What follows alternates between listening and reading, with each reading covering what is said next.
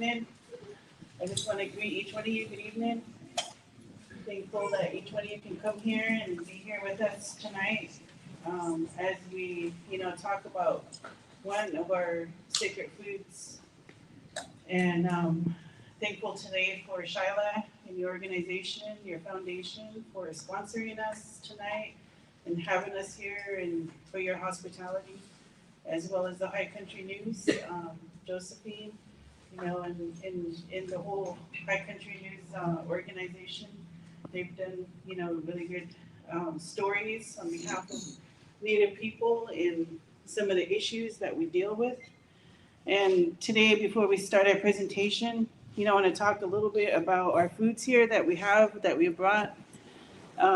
Later, you'll be able to come and look at them, and some of our baskets that we utilize when we're gathering our foods.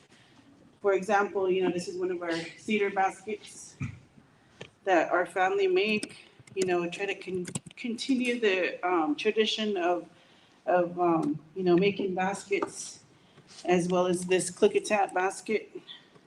It's well known for the Klickitat people, the Plateau people. In this photo here, you can see some Klickitat ladies making them. And what you see here on this table is what we call, our ceremonial table. You come into any of our longhouses, and this is what you will find. We start with the salmon, the aquatic species. We have the salmon, the Pacific lamprey, the sturgeon, all that represents all our fish that live in the water. And then the next, you'll see the elk, the deer. This is when you come into our homes, this is what you will find, our table here, and all our foods. We usually put it on the ground in the longhouse. And then from there is our roots that come, and they come in season. So when you come to our home, you'll see our food lined up, and it represents our seasonal round.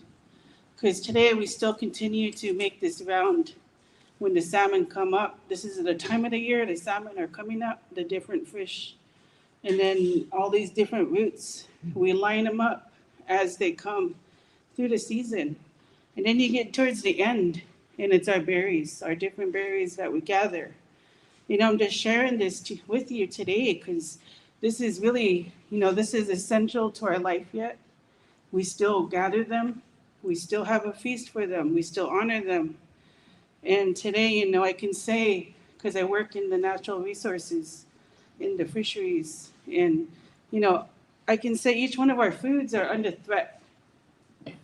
There's many things threatening our foods, and it really hurts us because these foods sustained our people for thousands of years. And it hurts for us to know some of our food might go extinct. The Pacific lamprey might go extinct. The oldest fish on Earth survived the dinosaur age, survived the ice age, has a potential to go extinct because of 200 years of human impacts to their habitat. And so, some of our foods are, they're all special, but some of them are going away. And today we're talking about Wilnu. And it's the end of our gathering season. We're gathering the huckleberries. In our language, we call Wilnu. It's one of, so special to us. And you'll hear it through our presentation today, but I just wanted to talk about this because this is our calendar, our native calendar. We start in the spring when the first salmon and the first roots come, and we go throughout the year. And this is our native calendar. And we continue this. We try to share with our children, how to fish, how to get those roots, how to get the berries, and how to process them, preserve them. But I just want to say that much, and I'll let Josephine start. Thanks, Josephine. Yeah, thank you so much.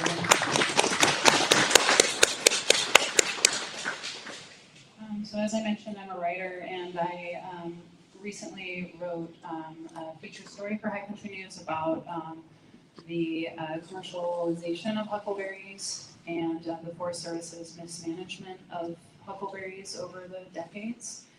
And I've been so thankful that Elaine, Penny, Bronsko, Jeremy, and everyone I spoke with from their community trusted me with this story. And part of my goal with this event was to make journalism feel a little bit more community oriented. Journalism tends to be pretty extractive, especially in Indigenous communities. I think reporters go in, they get the story, and then they go out and you never see from them again. And so I've been really grateful to know Elaine. I think I first talked to you maybe 4 years ago about huckleberries for my book. And so, yeah, I wanted to gather and talk about this story and just build more awareness. And so that's a little bit about me. I want just everyone on the panel to introduce themselves, and then we'll get into some questions.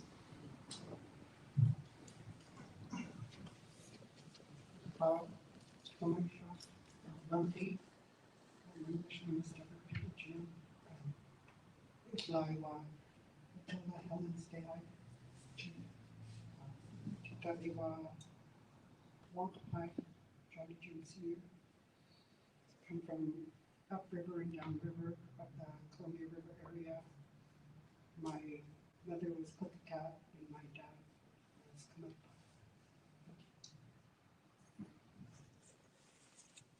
Ikhai lakshin in the shwat wana satanan in miwanich yupti cham. Shabuki Bronsko Jim Jr. Good evening, everyone. I'm a Mid-Columbia River Indian. And my Indian name is Yumti Cham, Bronsko Jim Jr. And that's who we are. We are Wanatla. We're river people, and our relatives that are here, Native people. We are the people that still reside on the Columbia River. Not everyone had gone to the reserve. Our people were stubborn, and our residency is really important to us because of the foods that we follow, as well as the burial grounds, our ancestors that tie us and bond us to the earth. And we're proud to say that we're still resident to our homelands. And, I was appointed leadership ceremony in November 2004 in the Kārmīłpa Longhouse at Rock Creek as a Mid-Columbia River chief. Thank you.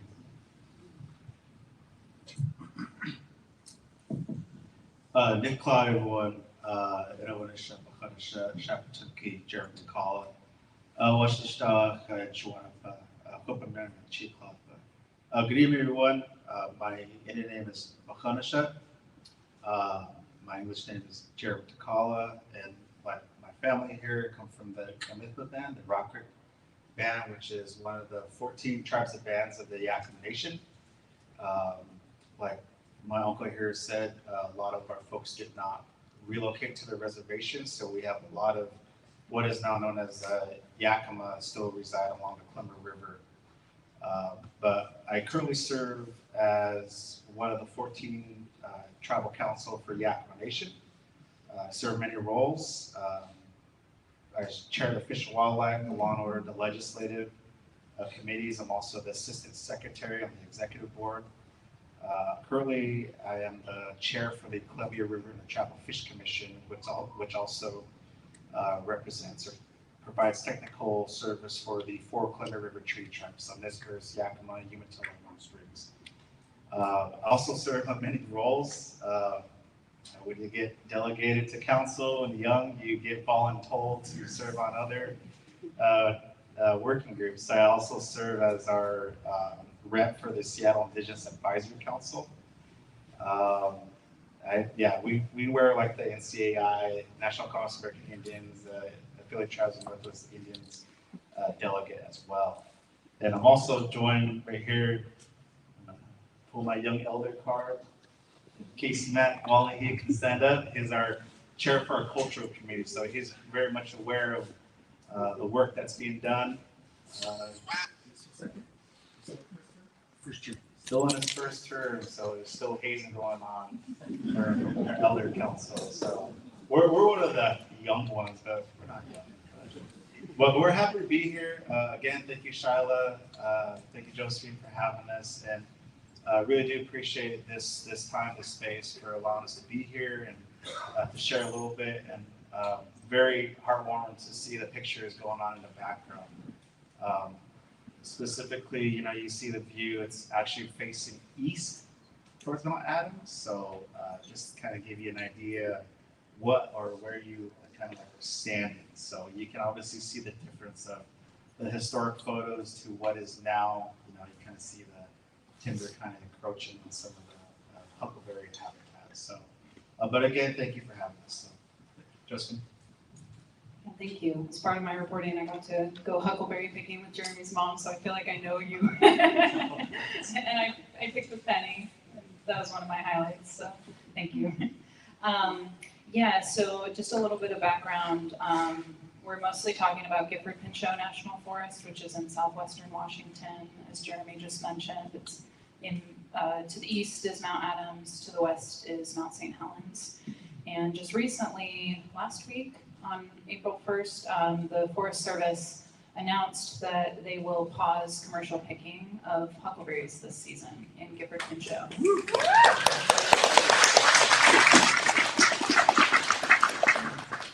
And that's, of course, all the hard work that these analysts have done over the decades and generations of their family members. And Gifford Pinchot is the only national forest that allows large-scale commercial picking of huckleberries. Huckleberries can't be farmed. Western scientists have tried to domesticate them since at least 1897 was the earliest reference I could find, and they have just resisted. They're really particular. They need acidic volcanic soil, enough snowpack to grow, and so that's why industries have come in and picked the berries from Gifford Pinchot National Forest to sell and to create products like Tillamook Creamery, their huckleberry ice cream, and I'm sure you've all seen, numerous huckleberry products, and so those berries are treaty protected berries that they're using in those products. So I guess my first question I want to ask Penny, how have you noticed the berry fields change over the years, and how has your experience changed picking huckleberries? So, from my experience being in the huckleberry fields, the berries have become smaller, and I'm sure that a lot of people would agree. You used to be able to go from July, like that first week of July, and then you could still pick berries November 1st, that first week of November. And now they end a lot earlier. And since they're going, riper earlier, they're a lot smaller. And over the years, the impacts have been, there's foreigners that come and pick the berries. And I'm sitting here trying to contain myself because Bronsko's sister and I were out in the field, and the person came with the machete, and he was circling our huckleberry bush. And so she walked away, and I stayed, and I said, I'm just going to keep picking because, there's no need for that, and the person should leave. I felt like I had to stand my ground and stay to pick berries. So over time, when Josephine came with us last year, we drove and drove and drove, and we found a place because of Angie told us. She told us, well, you go on this road and go out there, and that's where we found. I think we got about 3/4 of a gallon that day, and then we drove after Josephine and Adam left, and there was no more berries. They had picked everything clean. And in our belief, you don't have to pick all the green ones. willing to come. So,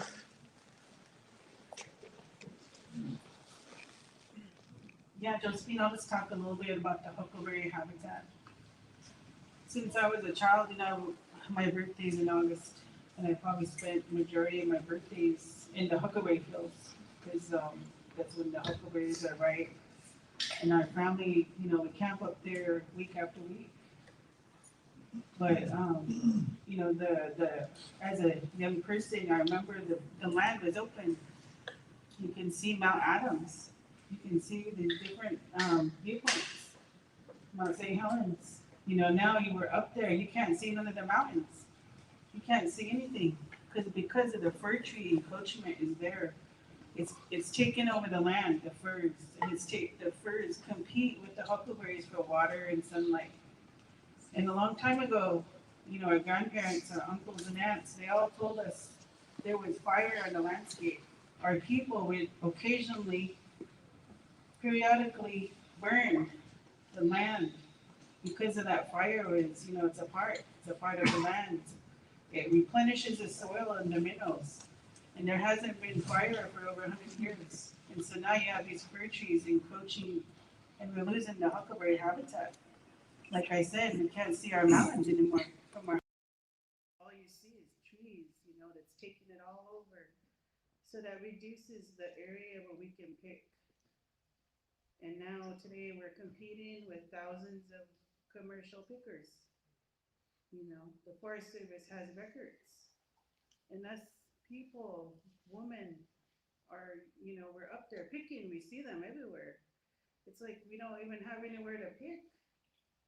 And, they're just everywhere. And, they pick all the berries. And by the time we get there, there's no berries because our teaching, as Penny mentioned, we don't pick the red berries and we don't pick the green berries. That's against our way and our belief. So the commercial pickers are there picking those berries, the green ones and the red ones. So by the time they don't even allow the berries to ripen, they're purple. So when it's time to pick, they're all gone. And I feel sorry for our fellow tribal members, but I also feel sorry for the bears and the birds who rely upon that as their food source. And so, that's what we're dealing with. If us can't even get berries for our own self in our own longhouse, in our home, then what about the animals? Because literally I can tell you from, being out there, they clear the bushes and there's nothing there, and it's sad and getting worse every year. Bronsko, you told me that your grandparents didn't know the mountains, this area as a place to play, as a place to recreate or camp leisurely. And you mentioned there are legend stories that teach people not to play on the snowpack and that they need to hold the mountains in the highest regard. And that stuck with me because it articulated how non-natives view, what's considered public lands as, a place to recreate. They have an extractive relationship, an entitled relationship to the Forest Service lands. I'm curious if you could speak to how that mindset impacts your community and treaty rights.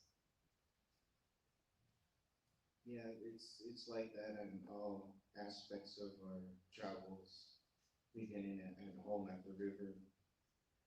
Our elders were highly opposed to the windsurfing, the kiteboarding. They're playing on our river,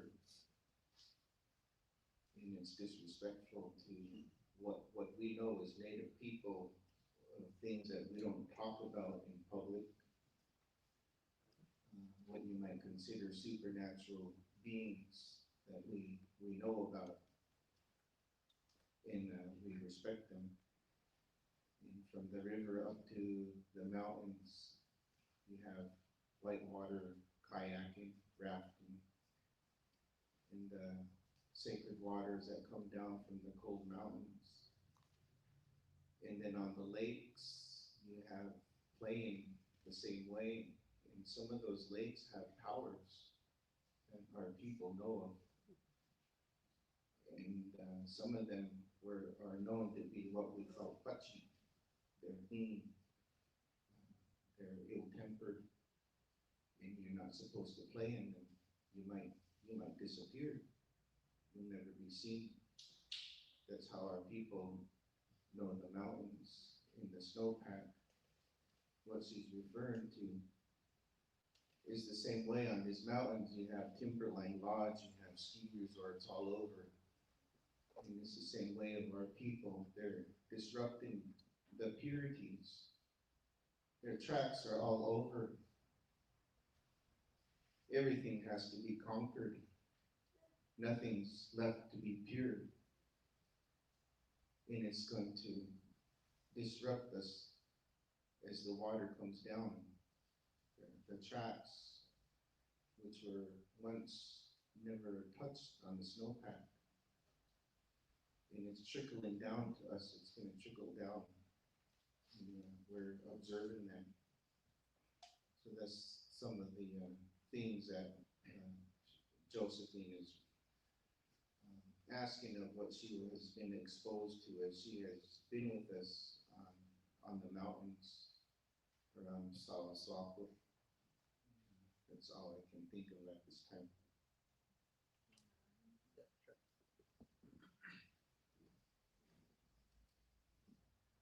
All right.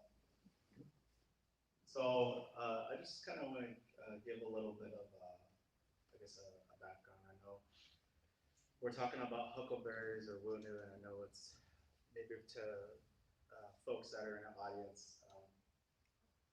I want to kind of provide a little bit of background on how our livelihood, our way of life. And Elaine mentioned, the display that's up here, and it acknowledges each of the different foods in the seasonal round. And for our way of life, it's still very alive today.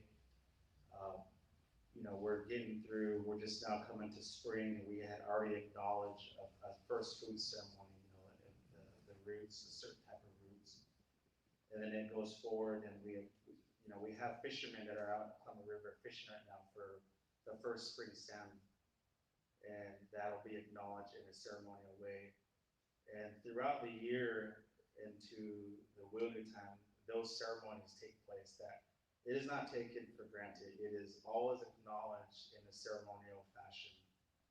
That you see how our aunts, my little cousin here, the regalia that they wear, that's pretty much what is acknowledged throughout the ceremonies.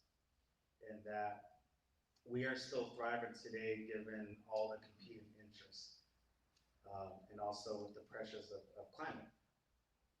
Us as policy, as Ksmec and I, it is our responsibility to ensure that we are protecting those rights. That what we hear is a creator-given right, but it's a covenant that we as the tribe now have to make that promise to each of these foods or these resources. That's why it's important to us, in that, like Ksmec mentioned in this prayer, we take it seriously. And even furthermore, for many of our people, it's emotional. There's a deep connection to each of these places. And you hear my grandma talking about trying to, keep herself together. That's how much this means to us. The different changes that we've observed or lived through, the trauma. Even, we talk about the hydro operations on the Clem River, the displacement, the flood in the village sites, the flood in the cultural properties or burial grounds. And then now we have, these big, other energy projects on the landscape that's competing against the root digging grounds or, wildlife migratory routes, medicines, cultural properties. And then now we have talking about the berry fields, which is also an issue when it comes to the pressures of climates or commercial picking or the management of, how the forest is, currently in its stage right now. And so this is one of the important pieces of who we are as tribal people or native people of these lands and the rivers, where we always acknowledge this is where the Creator placed us.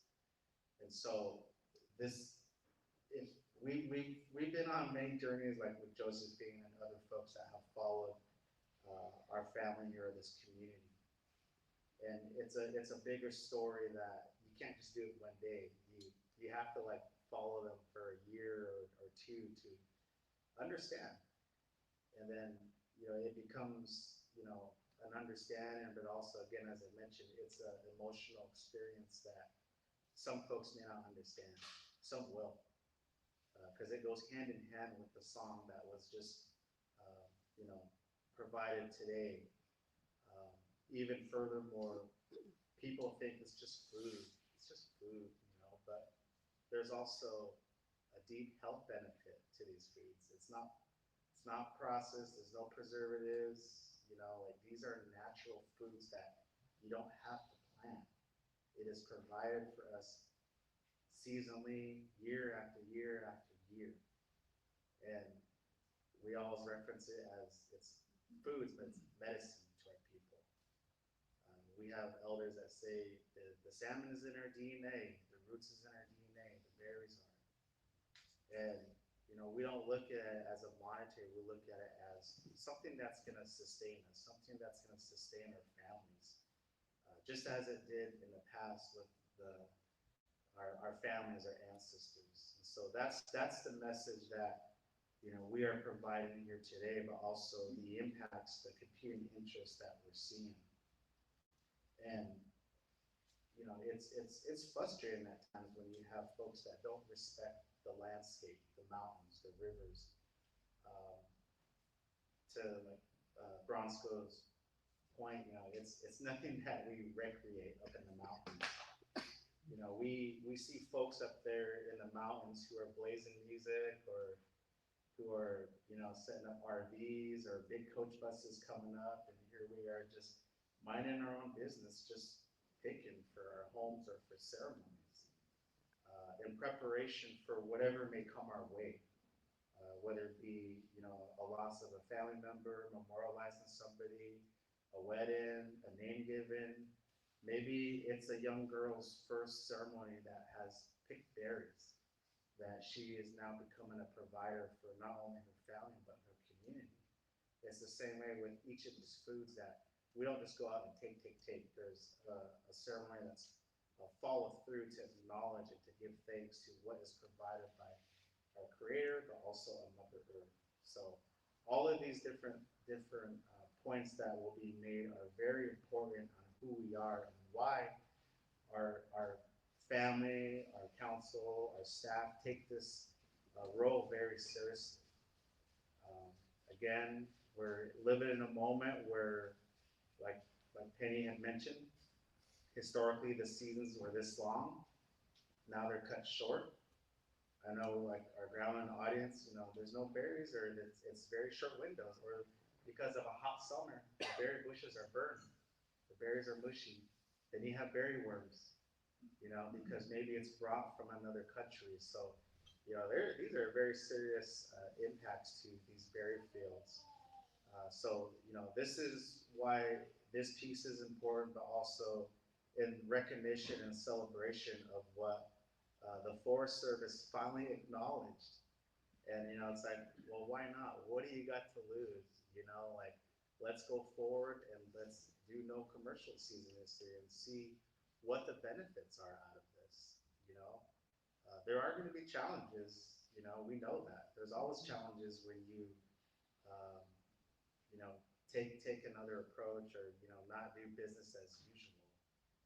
But I just want to add that piece because, we're in a moment right now where it's a very sacred time, spring season, where the fish are coming upriver, the roots are coming out. You guys probably observe it out in the parks or wherever. Everything's blooming, everything's coming out. It kind of brings a good feeling, right?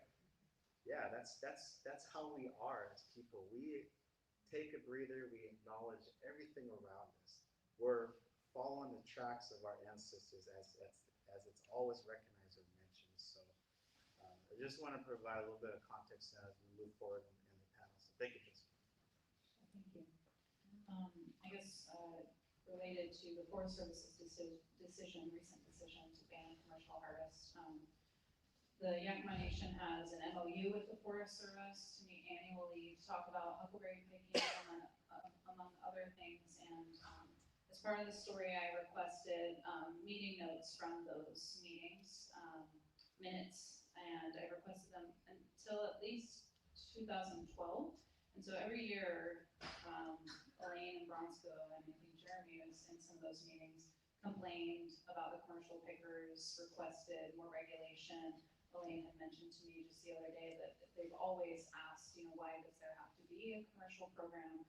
And, it took, how long ago, it was 2012, 15 years? So 15 years until something was actually done. I'm curious, I guess for Elaine or Bronsko, what do you think finally led to the Forest Service making this decision, especially in our current political climate?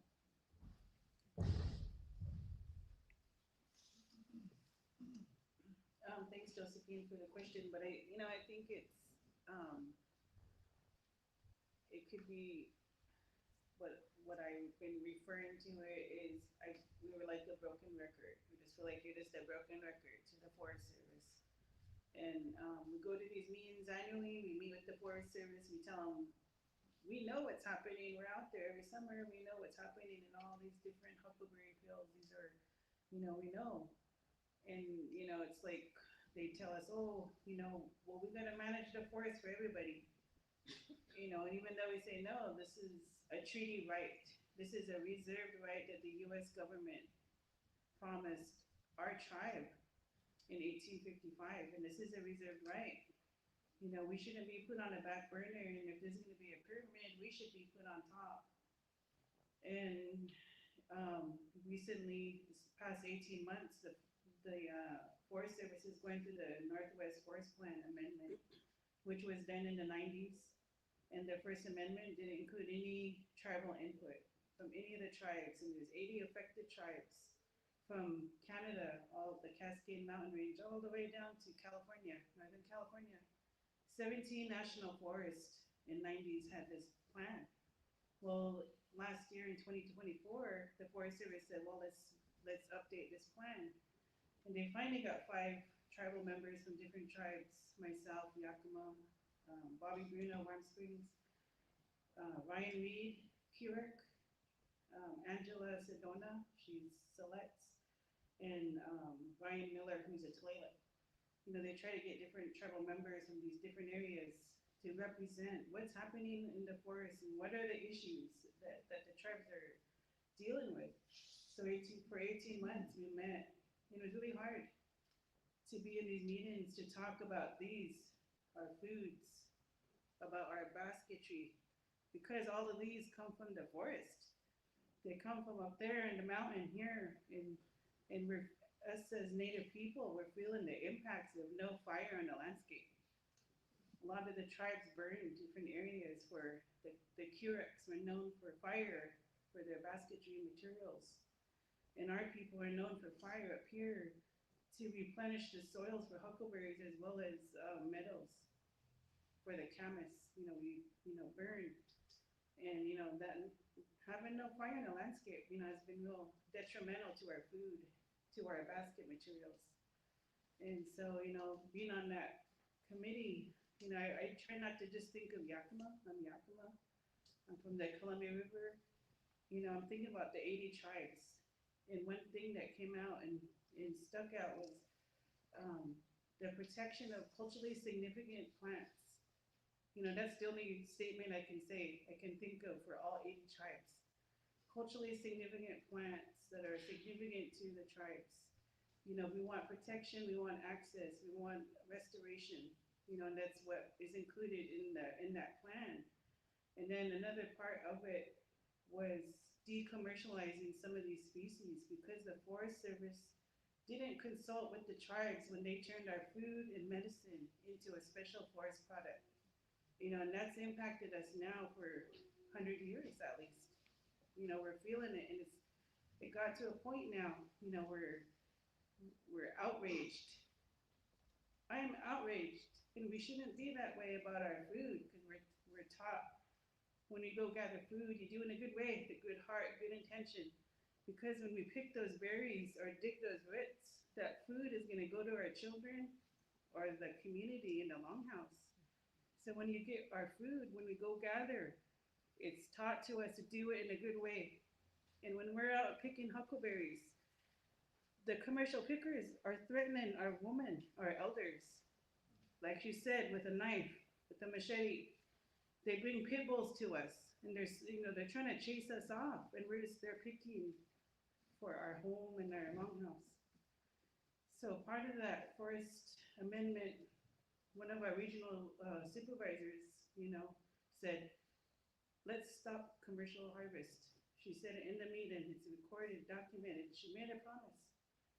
And it was after they went to the huckleberry fields and we had a presentation. I took my presentation there and put it on the ground on the huckleberry field with all the people there, and we showed them the huckleberries is in our line. It's part of our life and culture, and we need to protect it for the future. And from that, the next day after that meeting on the forest, the supervisor said she was gonna make that promise. And, that's where the Forest Service decided, you know, this is gonna stop in 2025. This could be for anyone to answer, but I've heard Elena Bronsko talk a lot about turnover in the Forest Service, and this is true across all federal agencies, that you have to continually reteach people. I'm just curious if you could speak to that issue and how it has impacted your efforts toward tribal food sovereignty.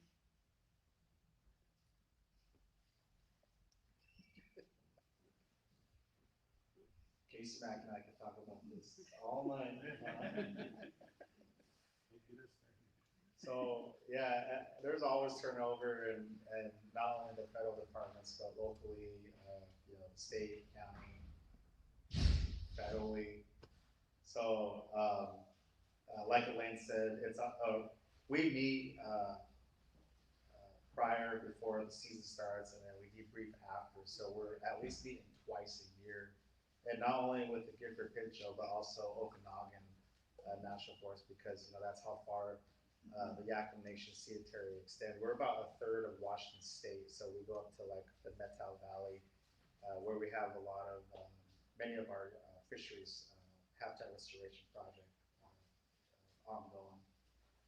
But it is a constant thing. I think for us, we probably accepted the fact that we're gonna have to accept that that's a part of our role, is educating different folks that come and go. We've been fortunate enough to have one individual that has been at the Forest Service for decades, who has worked with our former chief and also former council. And I know Bronsko Land, they have that connection still to that individual that retired some years back. And so I think it's a benefit, particularly for the Gifford, because he's there to have that conversation with incoming folks, but also just having a formal, or more or less having consultation with the Gifford Pinchot National Forest every year if there's any turnover.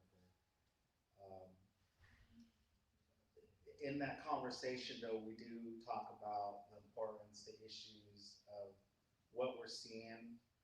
We do have numerous staff that attend the debrief after huckleberry season has wrapped up. So we have staff, or we also have basically council come talking and saying, this is what we observe, this is the issues that our members are bringing forward. And pretty much 99% of the time, it's the same issues. It's the commercial pickers, it's access, commercial pickers blocking off access roads, the lack of enforcement, the threats that are being made, machetes, someone carrying a firearm. You have the strategy of dropping different commercial pickers off, like say, I'm gonna drop this elder off here, and I'm gonna drop this elder off, and this elder at the last stop, and we're gonna pick you guys up at 8 p.m. We're gonna come back. That's how they work. And then they go back and then they eat and they repeat it over again. And who's enforcing the limitations? It's very scarce. And I feel for the Forest Service because, you know, they lack the resources when it comes to enforcement. But that's a big part of the conversation.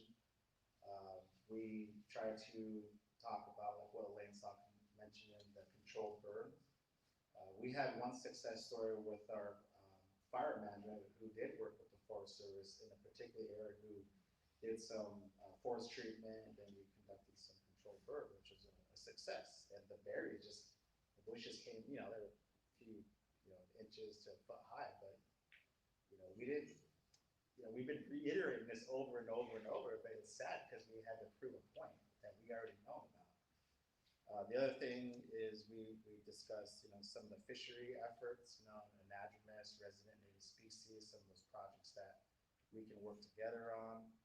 Of course, foot traffic, that's a huge one, you know, especially when it comes to some, you know, specific points that Bronsko mentioned, you know, cultural properties or sites that are very valuable and important to people. We talk about even just the safety, the signage. Commercial pickers don't abide by behind the sign, no commercial harvest. We see it happening annually. Not only the berries, but other, you know, floral that's utilized for, you know, folks down in California, you know, some of the floral shops. The other thing is, again, forest management, trying to clear up some areas so the berry bushes aren't choked out. But also in looking at how we can collaborate with other forest services, such as the Okanagan. We have yet to work on that, and I think that's going to be our next approach, to work with them to see if they can also, you know, kind of just make an attempt to ban or make 1-2 year of no commercial harvest. So that's kind of what it boils down to, is when it comes to some of the education. It's always a reoccurrence for us as policy and staff. So thank you. Penny, when we were in the hallway, we were kind of talking about the response of the community so far to the recent ban on commercial harvesting for this season, and Jeremy kind of hinted at it, that the Forest Service has always lacked enforcement to begin with of commercial harvesters, if they even have a permit, how much they're taking from the forest. And you mentioned maybe a concern about enforcing this ban, so I'm just curious if you could, say how you've been feeling. So I went to my grandmother's over the weekend. She's 93, and I was mentioning to her on Saturday about the commercial pickers, and she was saying, okay, so what does that mean? Now they don't need a permit and they're just gonna go out and go pick. So that's her concern, is like, how do we enforce it? What will be the outcome of this? And I know I want to stay positive, and I did mention to Josephine as well, when you're talking about education, I believe it has to be done yearly. I went to Evergreen College with a couple of Forest Service workers, and one of them told me, well, you're from the Yakama tribe, you don't have rights out in the area anymore. It belongs to 2 other tribes. And I told him, no, we actually camp there with the other 2 tribes. And so we do have, you know, you do have to reinforce the education portion of that. So thank you.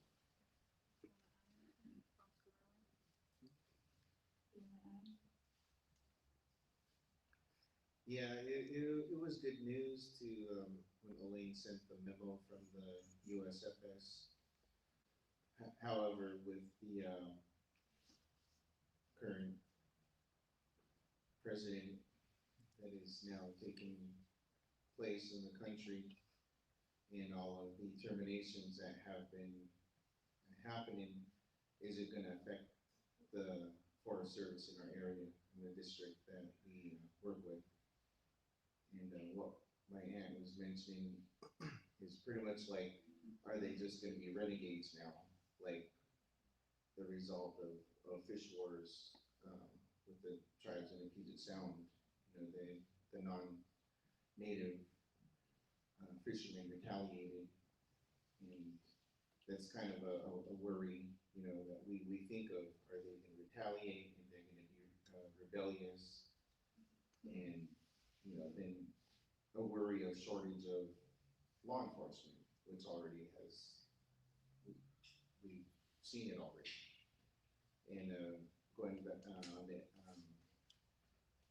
turnover rate, since I worked with Elaine in fisheries, you know, I was appointed leader as a young person, but then as time went on, like, yeah, you can do the ceremonies and stuff. Now, you also got to take part in meetings.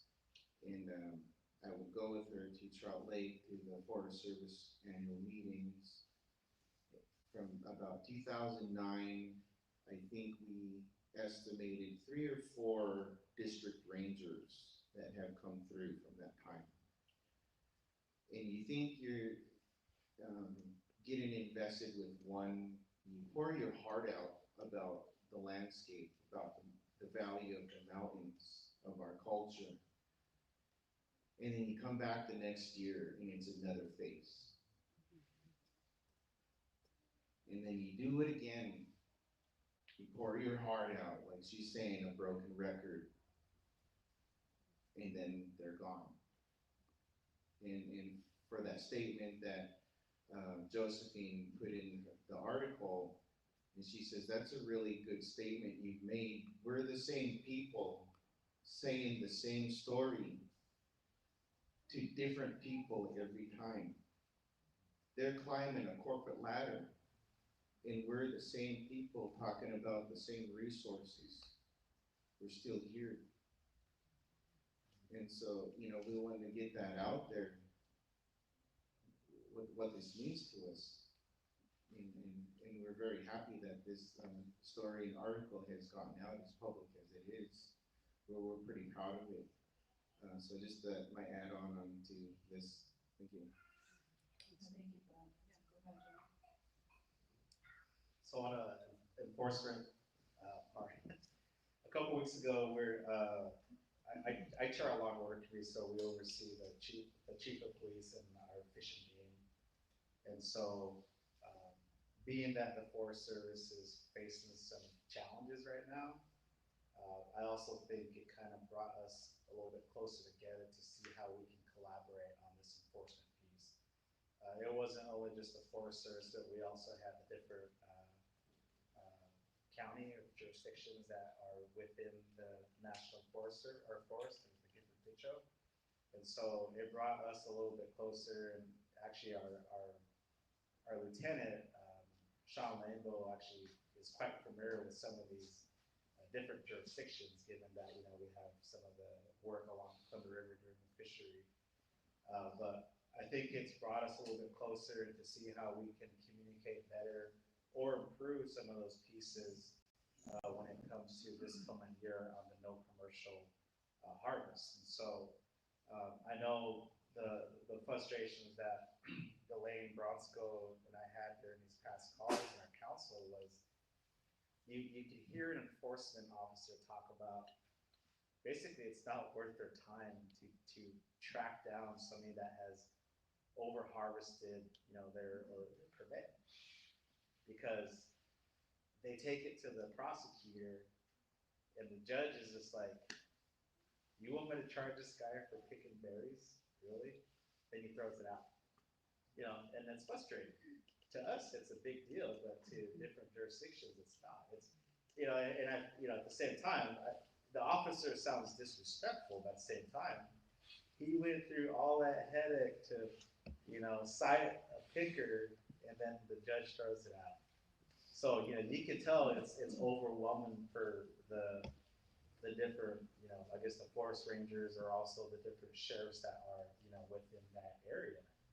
So now we're in a unique time given, you know, the whole cuts, I guess you can call it, where now we're kind of looking at, well, we're going to have to work close together because we don't know what next day is going to bring. We might hear some bad news. And sad to say, we're seeing that all these different cuts impact the Yakama Nation in our work with the federal departments and so, or agencies. So this particular issue now, and of course, a piece, we are going to collaborate together. As we always hear from our chief of police and our lieutenant, is communication is key. I do feel though, it's going to be challenging when it comes to the radio, given that we have a different system versus, you know, what the different counties and the ranges are utilizing. But it's not to say that we will, you know, communicate when we can. And I think it's great because we've always had that challenge in cases like those where we don't see Yakama Nation fishing game up in that area. So now it's going to be different. You know, we're probably going to see Yakama Nation officers up in the Indian Desert Wilderness area, you know, looking for commercial pickers or just checking in, but also for the safety of our tribal members. So just want to provide that.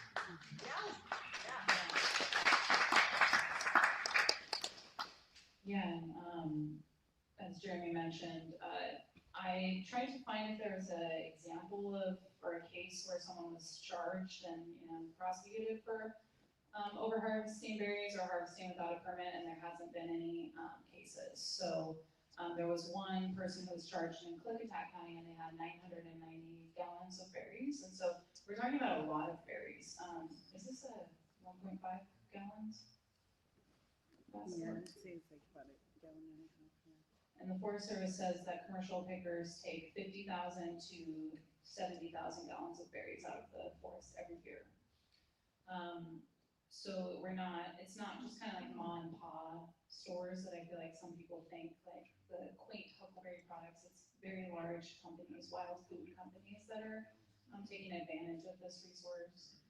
And so I guess my last question, and then we'll turn it over to brief Q&A. I know we're going a little late, but how likely does it seem that the ban, if you've heard anything, will become permanent? And what are your thoughts on that?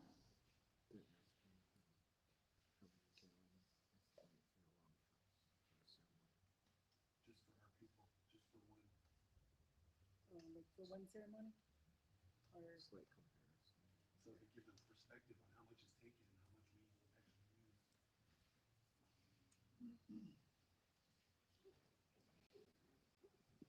so Casey was kind of asking, or asking the question of what's the tribal use? Like what would we be taking out of the forest versus 70,000 max or approximate? I really can't really say. I can't even imagine us picking more than, I can't imagine us tribal members picking more than 5,000 gallons. I can't imagine us taking as much. For one feast, how much? Oh, so for a typical feast in one of our longhouses, you'd probably need at least for a full longhouse, maybe 5 gallons of berries per feast, and that would be enough to feed everybody in the longhouse. But I'll tell you the truth, the commercial picking last year was so awful that myself, who I can at least pick on if there's berries, I can probably pick at least 4 gallons, 3 to 4 gallons a day. Last year, me and my mom went out. We went out for 2 weekends, 3 weekends to pick berries, and we don't pick on Sunday. That's our day of prayer and our day of not, picking berries or hunting or anything like that. So anyway, last year I only took home 8 gallons because by the time I got there was no berries. There was a berry here and there. We were lucky to find a full bush of berries. And so, that was really impactful to me and my mom because we provide most of our berries to the longhouse. And I'm thinking, well, 8 gallons, that's not gonna provide very much to our people. So we're not even eating huckleberries at home because of the commercial pickers.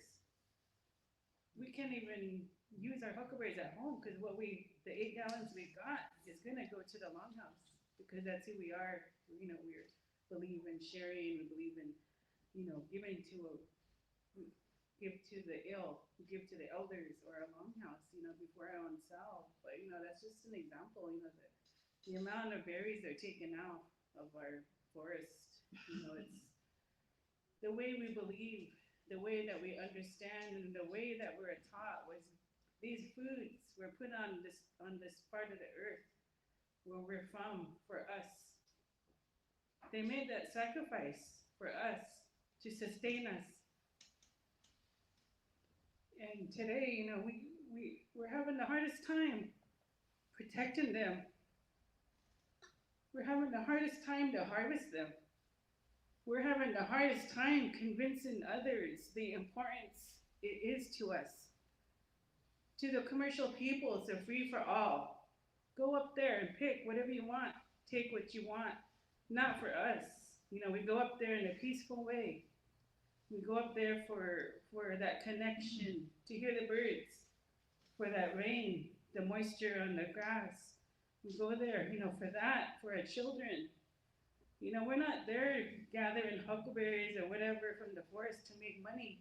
And I told that to the Forest Service. It's hard for us to even put a dollar value on our food, on our medicine. But yet, these people can go sell a gallon of berries for $100 to $200. That's how much the berries go for. And that's why, you know, the people are there. You know, they're just there for the money, you know, and it's hurting us. It's hurting our elders. Some of our elders get to the age, they get to a certain point in their life where they only eat Indian food. You know, and it's up to us to bring that food to them. And 8 gallons isn't much. And I'll tell you that, it really hurt this year. Because there was this thunderstorm that came, you know, right in the middle of the season, and it wiped out a lot of our berries in this area we're talking about. And so we try to pick in all these other areas too. So, you know, the weather does interfere, but so does the commercial pickers. Thanks, Josephine.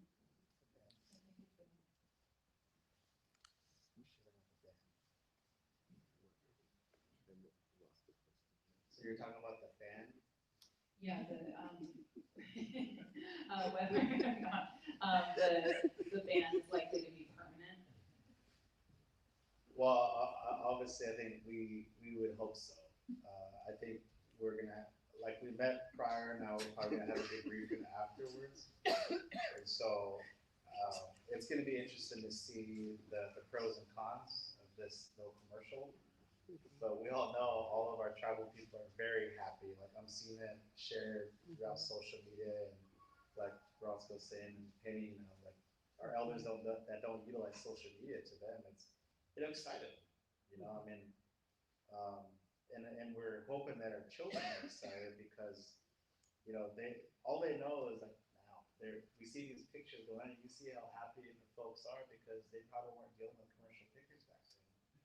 And that's the significance of the handshaking group in 1932 is, you know, this side was reserved, but even furthermore, in what the treaty guaranteed was the rights to hunt, gather at all usual accustomed areas. So it's not only limited to that boundary, like, you know, and I want to commend Elaine and the staff because Elaine worked hard to look at specific areas to keep commercial pickers out where it's very plentiful.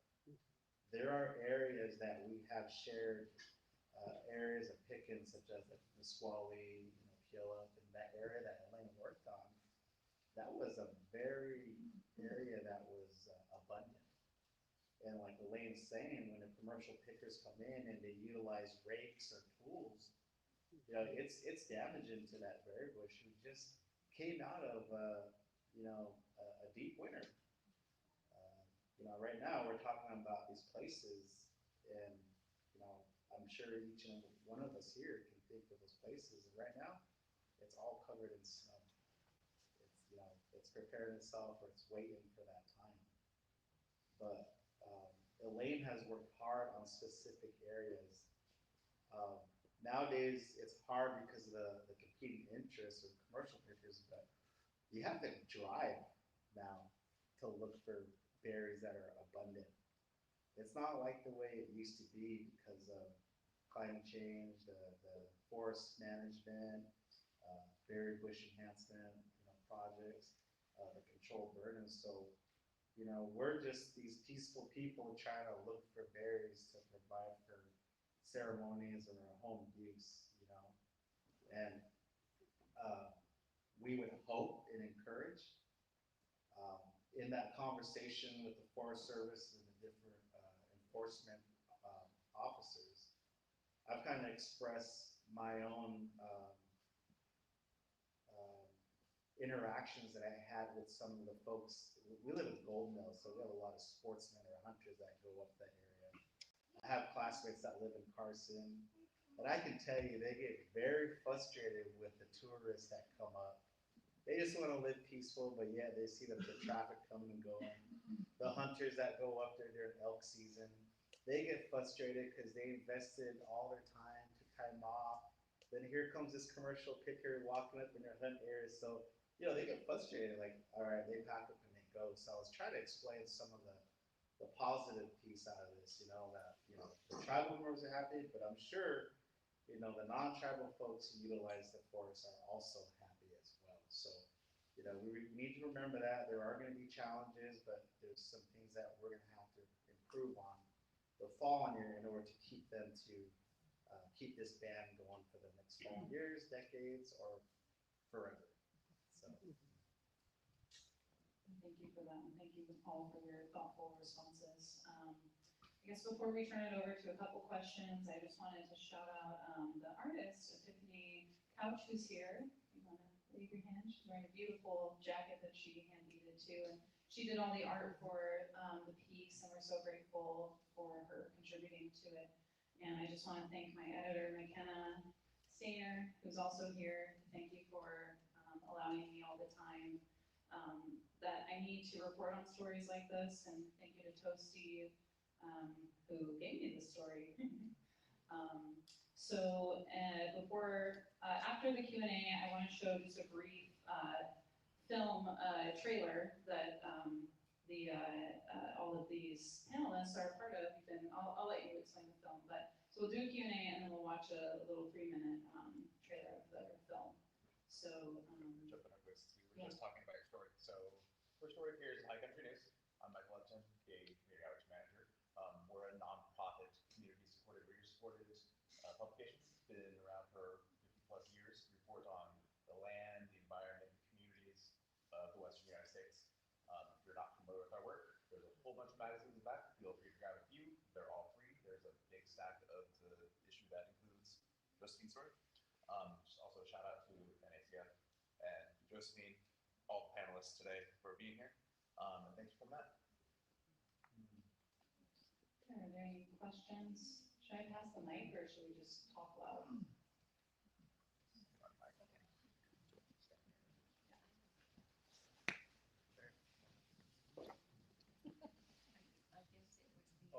Hi. So my question is, I guess, thinking about the enforcement issue and the way you described it, I think I would describe it as supply side enforcement.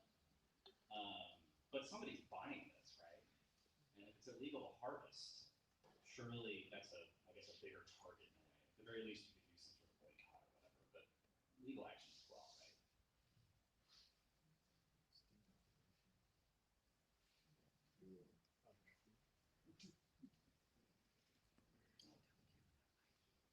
Well, I think it's a good point. I think now that there is a commercial ban, I think this kind of gives us or the authorities, I guess, more of a foot in the door to actually prosecute these folks now because they know that there's no commercial harvest allowed at all.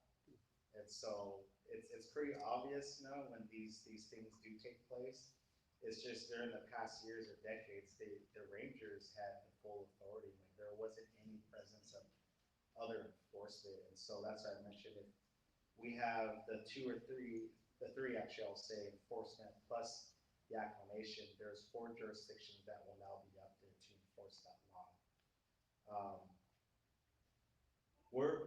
I'm gonna be honest here, we're in the same boat as the rangers.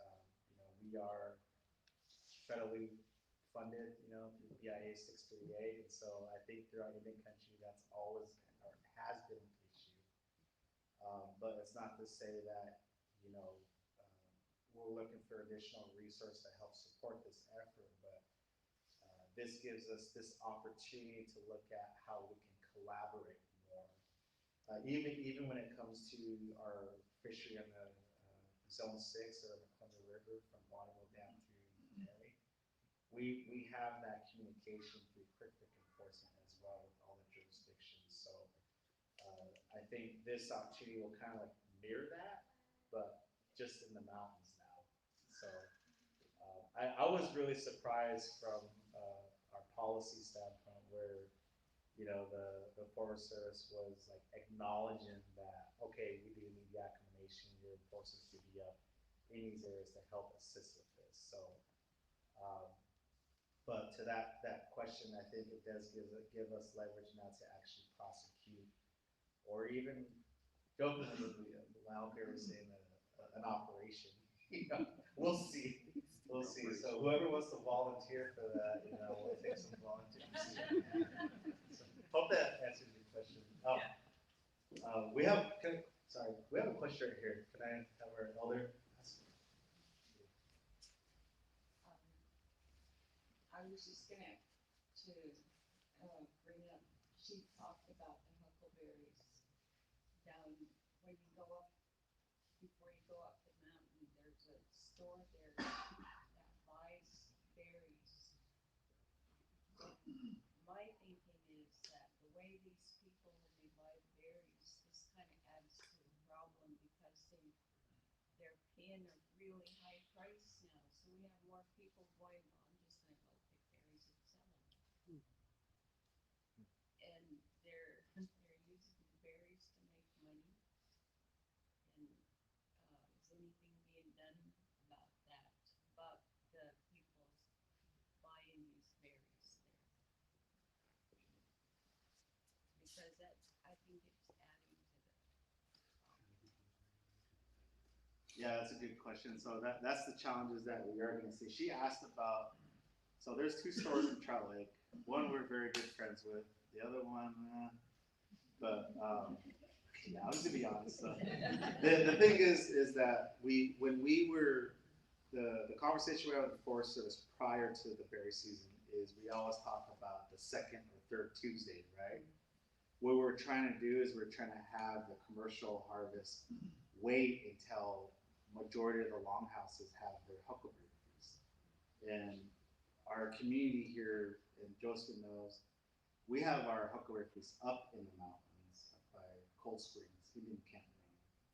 So, you know, I know there's a little bit of tense moments with the owners because, you know they're getting pressured by commercial pickers saying, when are you going to buy? When are you going to buy? You know, so I guess we'll see when we get there to see if the owner is going to sell us gas or pump up our tire from a rock or not, you know, but I would hope and I would hope we can have a conversation if he is going to push back on this because I know that's a very big business for him during Huckleberry time. But I also feel his business is also for the recreationists, folks that go hiking, folks that are just there for just to pick berries for their Huckleberry pie back at home, But we do see the traffic come and going with the commercial pickers, and I know that's a big business for him, the grocery store, some of the smaller businesses in that area. But I also would hope that the community of Trout Lake or in those areas would be supportive of this no commercial season this year, because I would imagine their peace is always being disturbed during this time, and they're not very happy about it. So I'm sure you've been to Trout Lake, so it's a small community. But the thing, your question is, my concern from, just thinking about this is the border with the Gifford Pinchot and Okanagan or Wenatchee. That's what I get concerned about because there's big buyers at Packwood and Randall. And so I'm kind of questioning, I was like, well, how are we gonna, enforce that? I can say, this commercial picker can come out of Gifford and say, oh, I think this is in the Wenatchee National Forest. So those are the challenges that we are going to see. So it's going to be a live and learn bunch this season, but we'll just have to have those conversations and what we can improve better next year. If I might, I just wanted to ask a little bit more about that question. I was a little worried about whether the ban on the Gifford Pinchot is going to cause a lot of pressure on the surrounding forests, whether it's on the Warm Springs area or on Mount Hood or on the Okanagan or Wenatchee. It seems like they're going to go where they can. Maybe and berry fields are there, but they're not as rich and plentiful.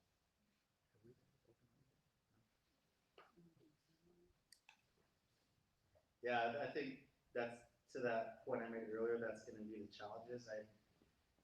And I think when that question Josephine asked earlier is the ban, if it can be permanent, you know, I think that's the opportunity to have these other districts, you know, like agree to a ban of no commercial harvest, because you know very well they're going to face the similar issues. Maybe the tribes that utilize those certain areas like Wenatchee or Okanagan, they're going to see the increased traffic. And so hopefully the outcome of that will be, we're going to mirror what the Gifford Pinchot did, and we're going to ban the commercial harvest as well. And I was just asking Elaine, did we meet with Okanagan yet? And we haven't yet. So I'm sure Elaine, Bronsko, Casey Mack, and I will be on that call to encourage them to also mirror the same thing as what we're doing with the Gifford.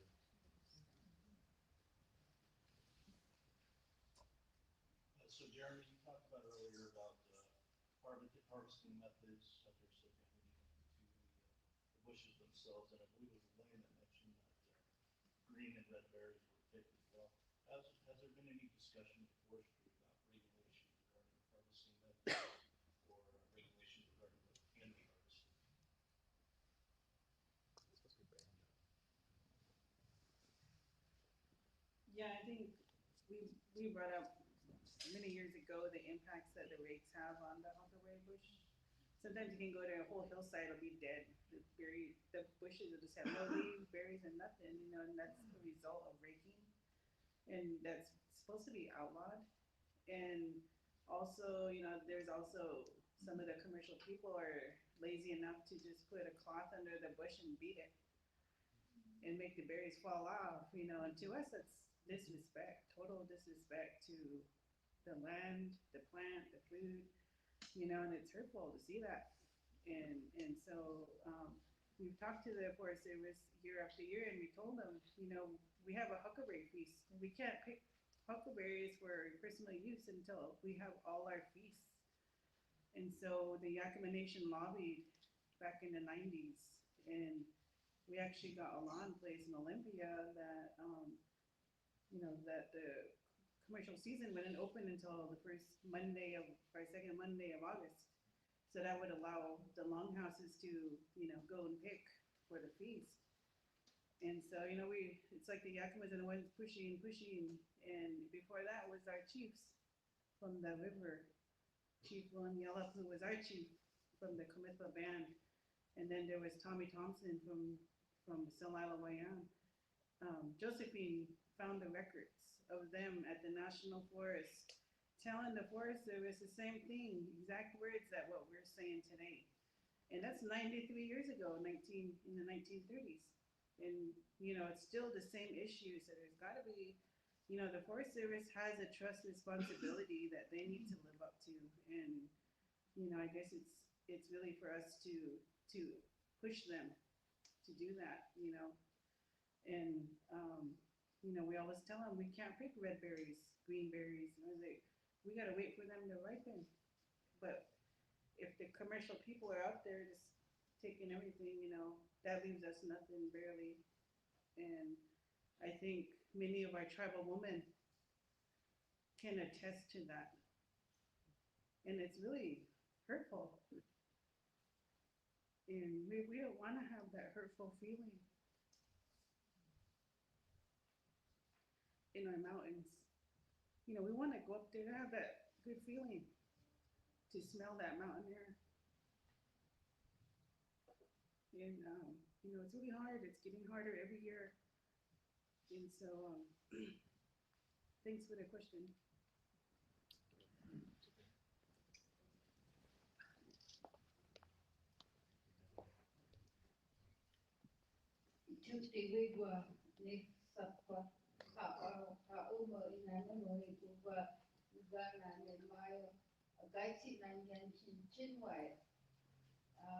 My northern Paiute name is Mayo, and my Ćākpash from the Wanatlamba is Chinchilwai.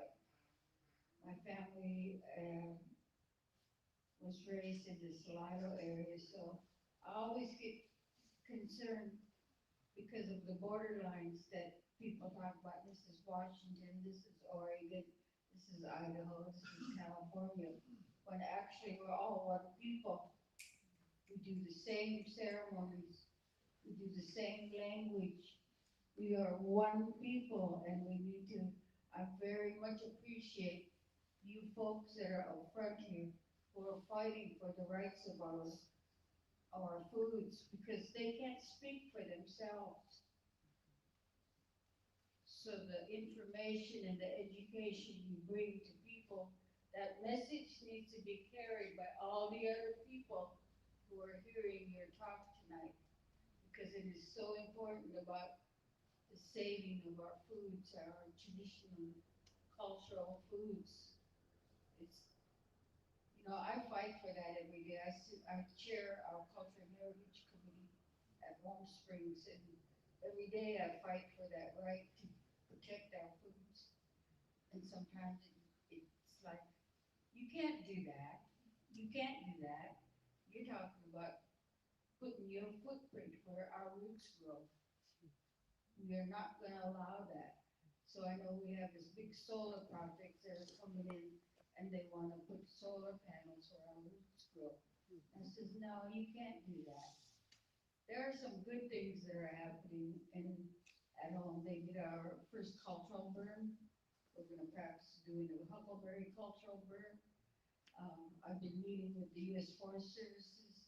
I told them, you guys need to understand who we are as people, that we have, like you say, the Huckleberry feast. All those people that are out there picking huckleberries before our feast, that is against the law of creation. You cannot do that. There's a process that says we give thanks for everything that we have, from the dirt and the rocks to the four-leggeds, to the birds that fly, to the trees, to the air we breathe, and to the water that feeds us. We are what people call stewards of the land. Do they know what that means? Do they know what that means to us as traditional people, and how we have been for thousands of years? I have that knowledge in me because that was what my ancestors left with me. So I carry that. And all the traditional people that you see sitting here, they have that too. And that is a feeling. It is something that non-natives will never know. They will never understand it. But we can provide them as much education as possible about who we are. So I really want to thank you people for being here. You guys are probably my relatives from over in Yakama. Because I know my family has a lot of relatives over there. And so I just wanted to thank you all for that, and to know that from my perspective, this battle is big and we need to keep fighting it. It's our treaties precede anything else that is today. So we need to continue that. And I just want to keep you guys encouraged.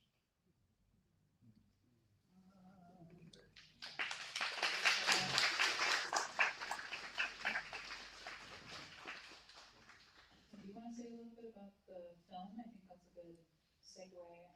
We'll do We'll give a trailer. I want to thank the elder for the words, and we probably are related some ways.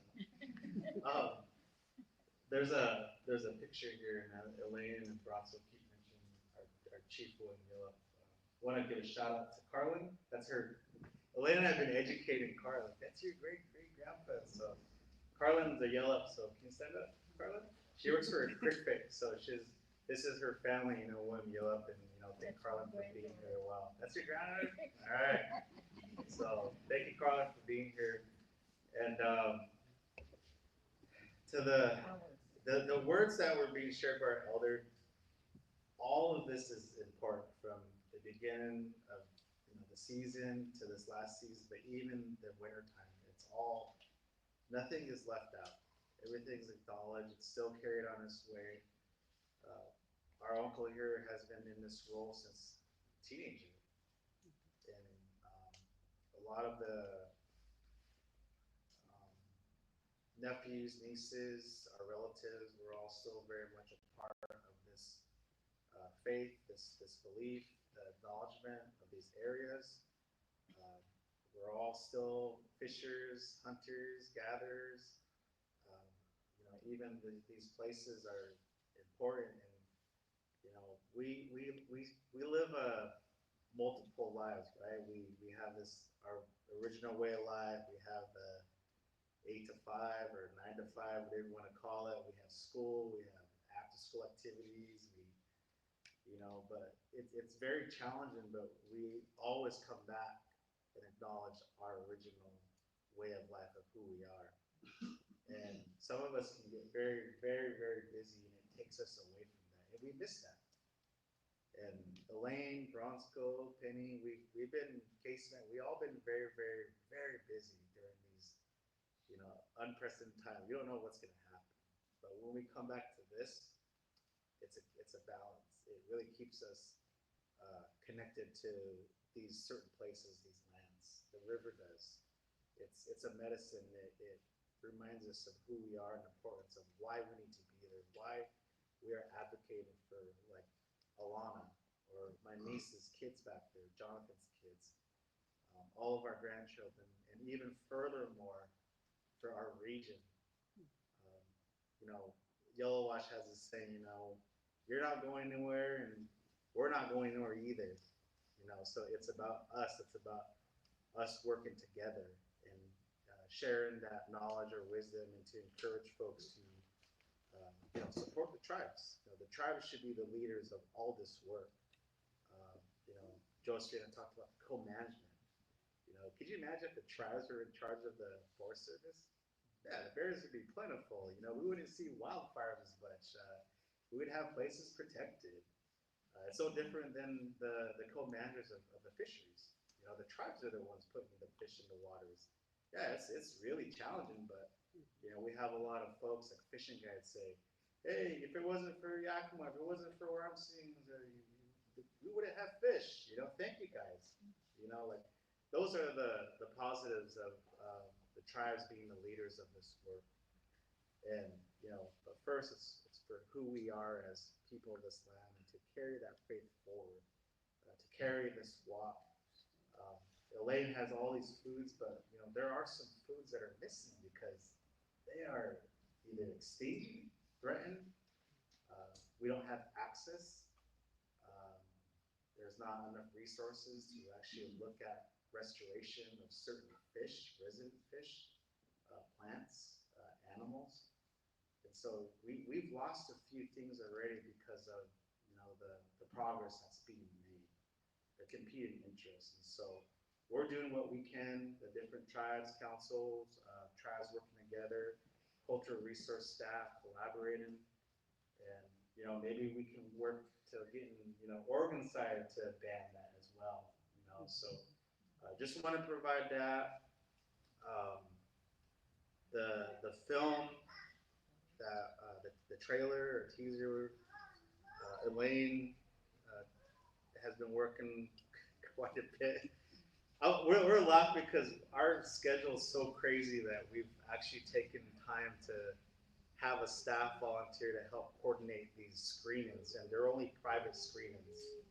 I was telling Josephine that we were supposed to do a private screening in Olympia tonight to get the legislators to see this, those folks that sit on certain committees, but there's an event tonight, so we rescheduled it to the 25th, and then on May 6th, we're gonna also host it at the Olympia Film Society to get the different Washington State departments to see this film, to have a better understanding of what we're saying, what we mean. And we're also coming out to Portland Metro on the 29th to show this film as well. So we're just doing private screens for now, but this film is about the impacts of the Goldendale pump storage that's being proposed. but even furthermore, large-scale energy projects that is now impacting our root gathering, wildlife migratory, traditional cultural properties, and even furthermore, what we're seeing, what happened to the river is what we're seeing on land now. So this teaser trailer kind of furthermore gives you like I guess a journey to the different seasonal routes, including the Huckleberry field. So before we play, I don't know if Elena or Misty or Bronsko. Here. Don't play it yet, hold on. Sorry, that's a little dark.